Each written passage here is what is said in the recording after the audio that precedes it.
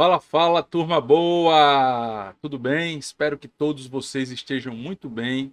Estejam bem-vindos aqui no canal do Sururu Talks. Eu, Chico Rosário, vou trabalhar com vocês sobre estrutura de mercado ou estrutura da concorrência e inovação da empresa. Como é que fica isso? Vem comigo e vamos aprender mais um pouco.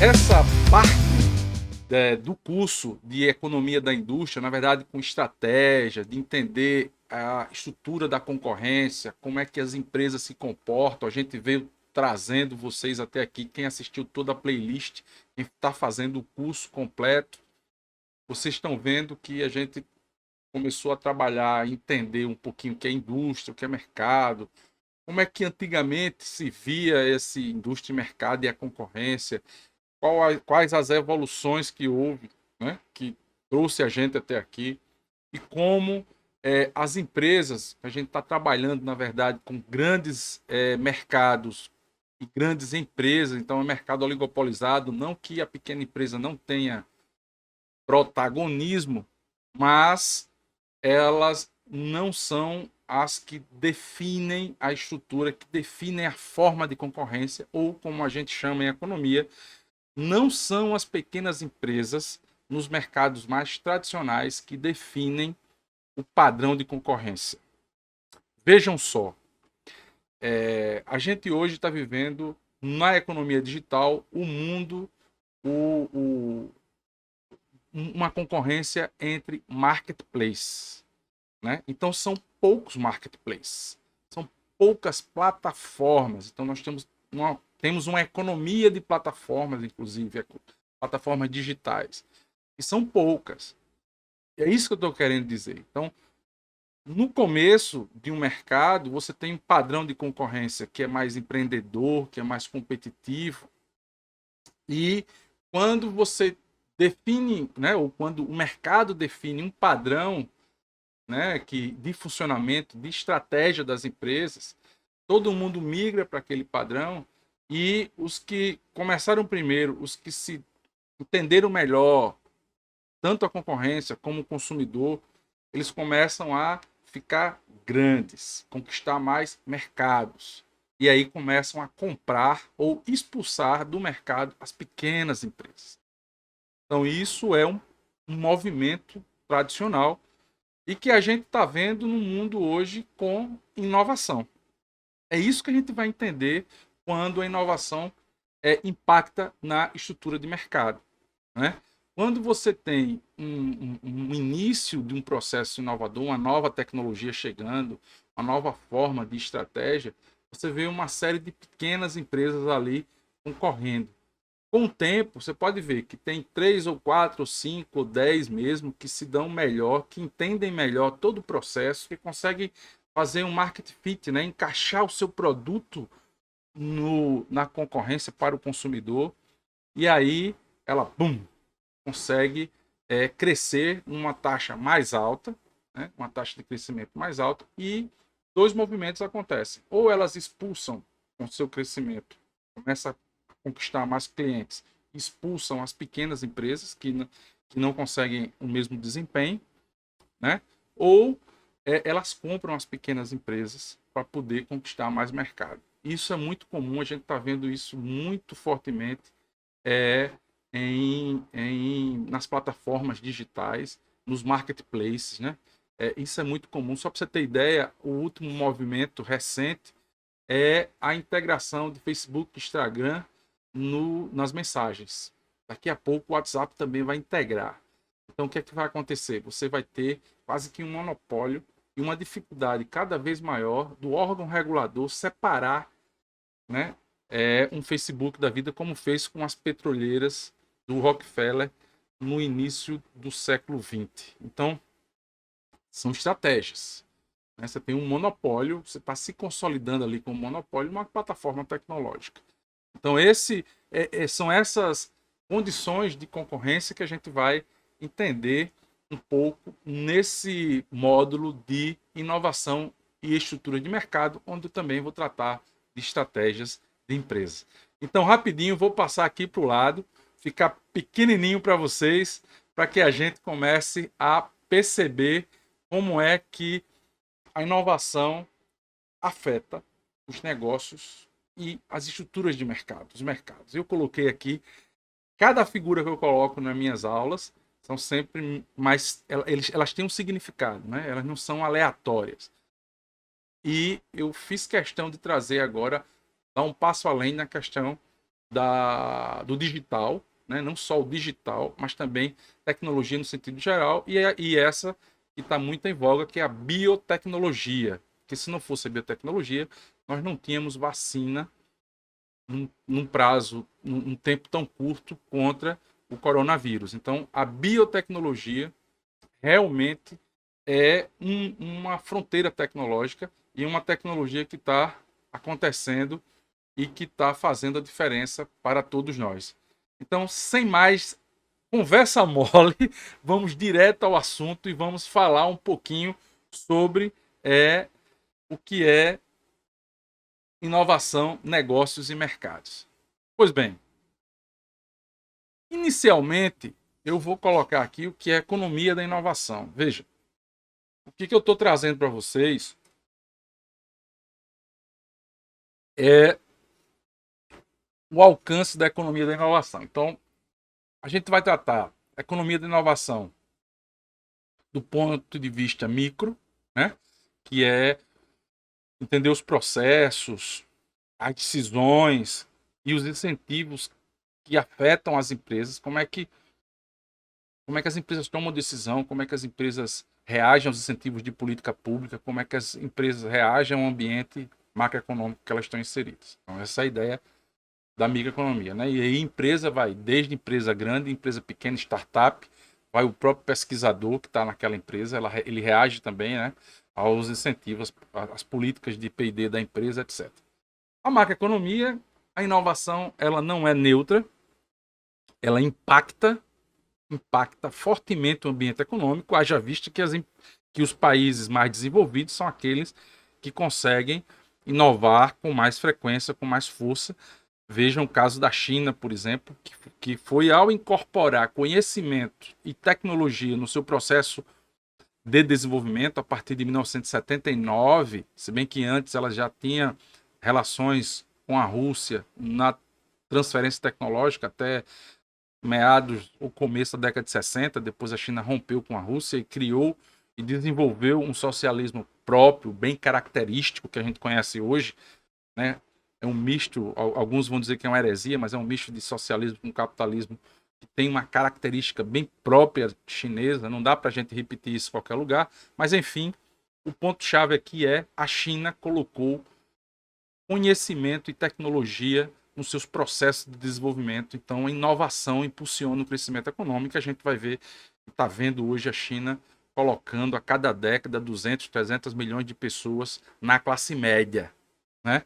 Ou seja, é a classe que mais consome, que mais demanda e que faz crescer o mercado interno. Então muda o padrão de vida, muda as condições ambientais. Ainda na China, até 20 anos atrás, a China era um dos países que mais destruiu o meio ambiente para poder crescer. Hoje é líder em tecnologias sustentáveis. Hoje a China é líder em tecnologias sustentáveis e banca uma boa parte do desenvolvimento tecnológico dessas tecnologias no mundo, né? Então, modifica. Desenvolvimento vem com tecnologia, conhecimento e inovação. Obviamente que isso não é aleatório, não surge pela simples força do mercado, porque inovação tem risco e custa muito dinheiro, então você precisa de uma política que conduza a isso. Então, tanto do ponto de vista para incentivar a inovação das empresas, como para evitar monopólios excessivos, como agora a gente está percebendo ou estamos vivendo no mundo digital com as plataformas digitais. Isso a gente chama de falhas de mercado, onde o poder de mercado das grandes empresas são excessivos. Você tem ideia, Facebook e companhia pode colocar governos ou derrubar governos, né? Então, isso é muito complicado no mundo atual e o governo, uma política, ela pode conduzir, se você não deixar simplesmente as forças de mercado atuando, você pode mitigar, atenuar os impactos de um monopólio dessa natureza, né? Na natureza do Facebook, dessas plataformas, né? Facebook eu estou citando porque é o caso mais recente, mas o Google também é assim e várias outras plataformas que são quase que monopolistas, né? E, finalmente, estratégia de negócio. Obviamente que dentro desses ambientes aí em que a firma opera, ela vai definir algumas estratégias de negócio que para ela navegar, né? Para que ela se configure com um padrão de concorrência de sucesso, né? Uma estratégia bem sucedida. Então ela vai montar isso observando todos os outros ambientes anteriores, né? Então, o que é inovação? Eu coloquei a cidade de Oslo porque a gente tem um manual aí, daqui a pouco eu vou falar dele, mas primeiro vamos dar uma definição geral, né? Uma definição básica, introdução de novas ideias que agregam valor às atividades de uma empresa. Então aí você tem várias abordagens de inovação. Na verdade, não tem uma só, não existe uma só, mas tem várias abordagens. E de modo bem geral, você pode dizer que qualquer coisa que aumente a renda, aumente não só o faturamento, né? Porque o faturamento pode vir, um aumento de faturamento pode vir com aumento de custo, mais que proporcional. A verdade é que você tem que aumentar. A inovação, ela pode atuar em que você aumente o faturamento, aumentando também as margens de lucro. Então, o manual de Oslo, por isso que eu coloquei aí a foto de Oslo, capital da Noruega, o manual de Oslo coloca que inovação é a introdução de um novo produto, né, ou uma mudança qualitativa no produto existente. É uma mudança significativa, né, que dê para entender. Abertura de novo mercado, novo processo, novas fontes de matérias-primas, né? Isso vem muito da pesquisa básica, né? O desenvolvimento, por exemplo, a pesquisa básica de mandar equipamentos para Marte, robôs para Marte, testar robô.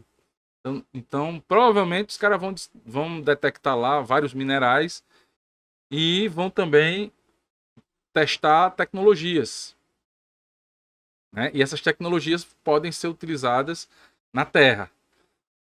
Só para você ter ideia, o nosso celular de cada dia, né? Toda a tecnologia de transmissão de dados e voz por rádio foi bastante testada no programa Apollo, que colocou o homem na Lua, dos Estados Unidos. Então, para que mandar o homem para a Lua? Veja, o desenvolvimento tecnológico, de fato, da microeletrônica começou ali, né? Então, para vocês terem ideia que pesquisa básica é importante, porque desenvolve novos insumos, novas matérias-primas, novas tecnologias, né? E obviamente que se você mudar a organização industrial, a organização de como a indústria fatura, ganha dinheiro, faz dinheiro, você também está inovando, que é o caso, por exemplo, do Airbnb, que está reconfigurando a indústria de hotéis. Eu não sei agora, depois da pandemia, se isso vai ser possível, mas o fato é que o Airbnb estava reconfigurando a indústria de hotéis, né, com novos preços, novas formas de hospedagem, etc. Bom, inovação em negócio, aí eu estou citando, eu vou colocar aqui, citar alguns casos, né, porque é tão importante, porque a gente tem que levar em conta a inovação, né, nos negócios.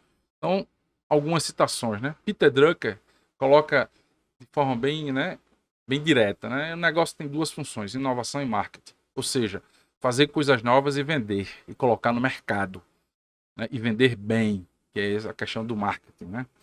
Marketing é uma evolução da nossa economia industrial, de entender concorrência e consumidor. Esse é o ponto do marketing. Criatividade é pensar coisas novas. Inovação é fazer coisas novas. Esse cara também é um dos pais do marketing. Eu coloquei o guru da gestão, mas Peter Drucker também é um economista. Peter Drucker e jornalista que se transformou guru da gestão, né? O Theodore Levitt também, ele é o cara que escreveu Miopia de Marketing, que também é isso, é perceber o que é ser orientado para o cliente, né? O que é que o cliente quer de fato? Job to be done, né? O que é que o cliente quer de fato? Qual a atividade, qual a função que o seu produto ou serviço vai resolver, vai fazer para o cliente, né? Então essa é a ideia do Theodore Levitt. E por último, não menos importante, Steve Jobs, né? Inovação separa um líder de um seguidor, né? Então, isso vale não só para empresas, como também para as pessoas dentro das organizações, né? Então, às vezes, você está fazendo coisa diferente, coisa nova, e os outros não entendem, mas você termina liderando, porque quem começa a lhe entender, começa a lhe seguir também, né? E esse é o cara, Schumpeter, Joseph Aloy Schumpeter, ou Schumpeter. Ele foi o pensador que melhor traduziu, ou definiu, ou desenhou o conceito de inovação. Schumpeter conseguiu escrever vários livros sobre desenvolvimento econômico, que esse era o foco dele, desenvolvimento econômico, mas ele não via desenvolvimento econômico dissociado do impacto da inovação no sistema econômico. Então, desenvolvimento econômico, ele vem exatamente junto com crescimento econômico, né? Sem inovação, para Schumpeter, não há crescimento econômico, desenvolvimento econômico. Então, esse é o ponto de Schumpeter. E esse é o ponto em que as pessoas que trabalham com inovação também têm que ter como mira, né? Quer dizer, a gente está desenvolvendo novos produtos, novas estratégias, novos processos, né? No fundo, vocês vão ver, vou mostrar aqui, que a gente também está melhorando a vida de todos. Desenvolvimento econômico é isso. Você está mudando a estrutura da economia, muda a estrutura também da sociedade, em como a sociedade se relaciona, que o diga agora nosso momento de pandemia, em que as videoaulas, essas que vocês estão assistindo, a forma de dar aula remota, quer dizer, a forma de aprender está mudando, né, significativamente. E isso vai impactar fortemente nas estruturas futuras, né, da economia. Bom, Schumpeter não foi bem ele, mas os estudiosos posteriores da inovação desdobraram a obra de Schumpeter, e aí os epítetos, quer dizer, quem vem depois, né, quem estuda depois, desdobraram em duas hipóteses. Da cabeça, não saiu da cabeça do Schumpeter. Está no livro do Schumpeter, mas não é uma coisa que ele define, olha, tem que estudar isso.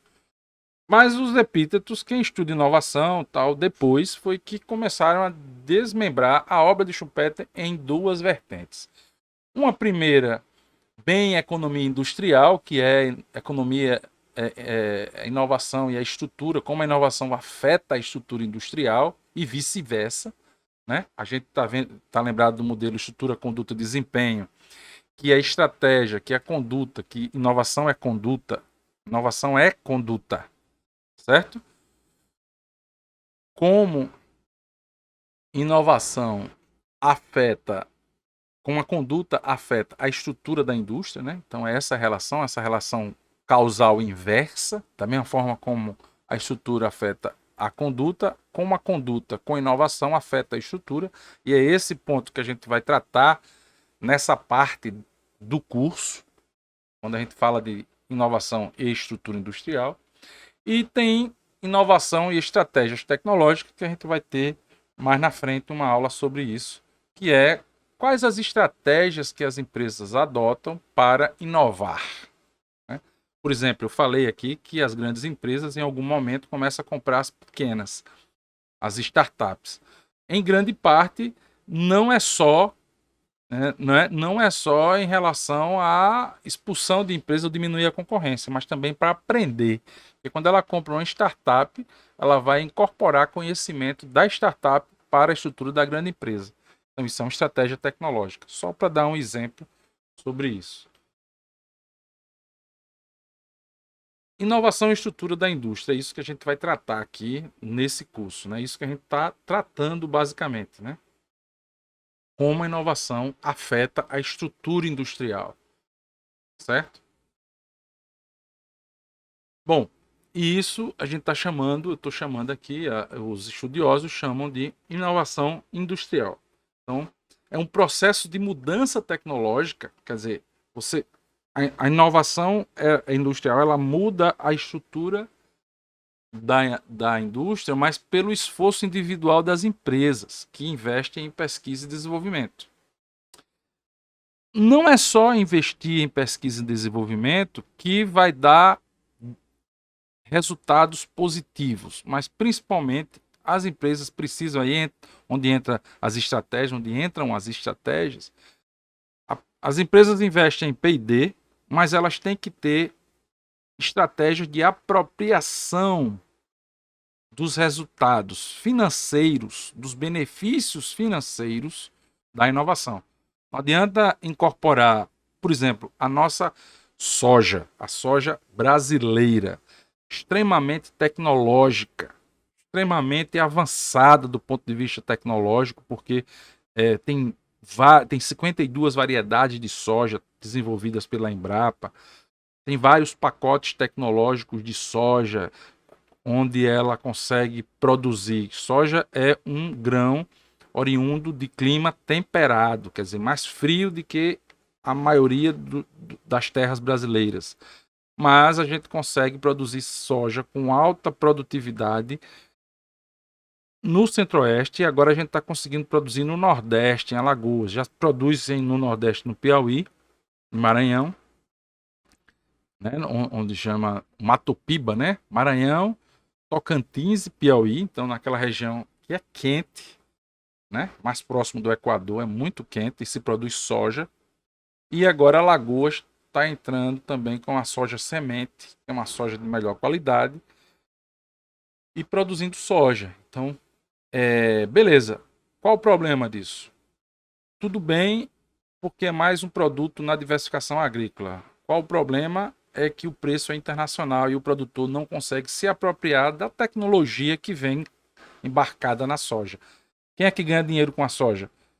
Quem vende o pacote tecnológico de fertilizante, por exemplo, ou quem vende a semente geneticamente modificada, como a Monsanto, Syngenta, Bunge e etc. Então veja só como é a ideia de apropriação do resultado. E geralmente quem se apropria de resultado é a indústria, que consegue desenvolver mecanismos de apropriação, como por exemplo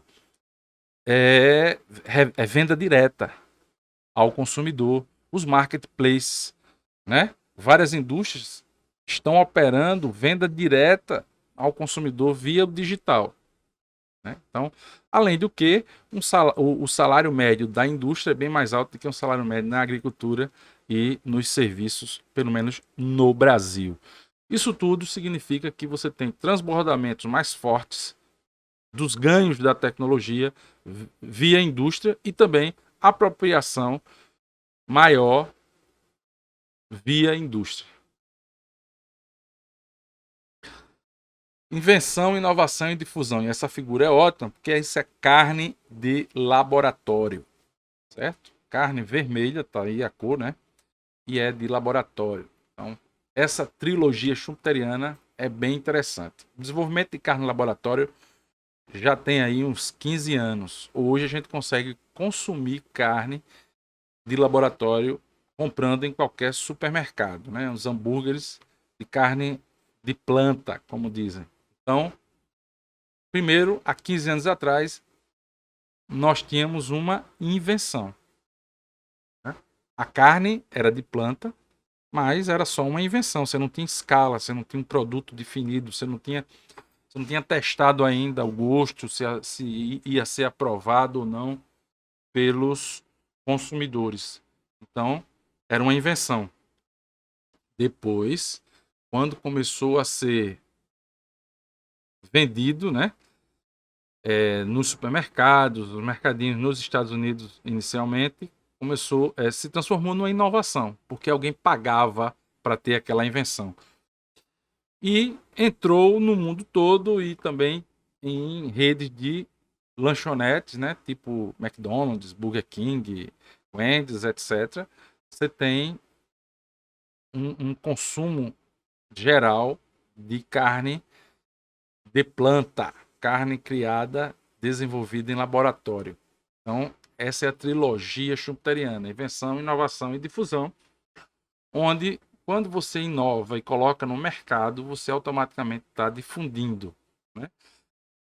E a difusão de inovação garante algum benefício para a sociedade. Por exemplo, quem não pode comer carne vermelha, mas quer comer um hambúrguer, não deixa de ser uma vantagem, né? Obviamente que isso também, quando for plenamente difundido e cair no gosto do consumidor, é possível que reduza a pressão no meio ambiente pela redução do consumo de carne. Então, por aí você tira como é que a inovação também melhora a qualidade de vida e permite que a sociedade se aproprie de parte das vantagens, né, que a inovação proporciona. E, obviamente, que a empresa tem um direito, inclusive, via propriedade intelectual, de ficar com a parte do leão. Então, sem essa estrutura de difusão, de conhecimento tal, e modelos de negócios novos, propriedade intelectual, não se pode se apropriar de todos os benefícios. E aquilo que eu falei, de que a sociedade se apropria de alguma forma, é chamado de transbordamento ou externalidades positivas ou spillovers. Spillovers mais no sentido de também de novas spin-offs da empresa, e spillovers é quais as vantagens que as novas empresas podem trazer. Um elemento forte, importante na tecnologia é o papel do cientista, do conhecimento e tecnologia. O cientista representando a ciência, né? Porque a ciência é uma coisa etérea, inanimada, filosófica, conceitual, mas o cientista ele consegue articular os conhecimentos e fazer mais conhecimento por meio da pesquisa. E dissemina esse conhecimento por meio de seus papers, livros, palestras. A ciência é aberta. O conhecimento é o bem público. Ou seja, quando você pega um paper no Brasil, você pode ler o mesmo paper em qualquer lugar do mundo por milhões de pessoas ao mesmo tempo. Então ele não é rival em uso. E aí cria uma externalidade, porque mais gente fica conhecendo e pode se apropriar daquele conhecimento e transformar aquele conhecimento em benefício para a sociedade. Os cientistas desenvolvem conhecimento nas universidades, laboratórios governamentais e algumas grandes empresas que têm seus próprios laboratórios e pode representar a base para os avanços tecnológicos. Então, o cientista e a ciência é fundamental para o desenvolvimento humano, de sociedade. E a tecnologia? Bom, uma coisa é o conhecimento e a invenção. Outra coisa é você transformar isso em tecnologia, em domar a natureza com seu conhecimento em inovação e a invenção, transformando em inovação e domando a natureza e usando aquilo como tecnologia. Então, a aplicação do conhecimento à produção é a tecnologia. As empresas desenvolvem tecnologia para obter mais lucro e elas fazem isso por meio de controle da apropriação, né? Seja investindo em projetos de P&D que vão ser apropriados e principalmente o principal mecanismo é a API, propriedade intelectual, que permite a apropriação dos benefícios, como a gente já tinha falado anteriormente. Aquelas atividades de P&D, pesquisa e desenvolvimento, têm três formas, né? A pesquisa básica, a gente está vivendo esse momento do homem mandar para Marte uma série de robôs, vários países estão fazendo isso. Isso é pesquisa básica. Você testa material, você testa a sua capacidade, você verifica se tem alguma coisa diferente, você identifica novos comportamentos da matéria, dos sistemas, desenvolve softwares, desenvolve equipamentos. Então, tudo isso que você às vezes nem sabe onde direito vai aplicar do ponto de vista comercial, mas você está fazendo pesquisa básica, né? Assiste a um filme Radioactivity, que é a história da Marie Curie sobre a descoberta da radioatividade e do polônio e do rádio, né? Então,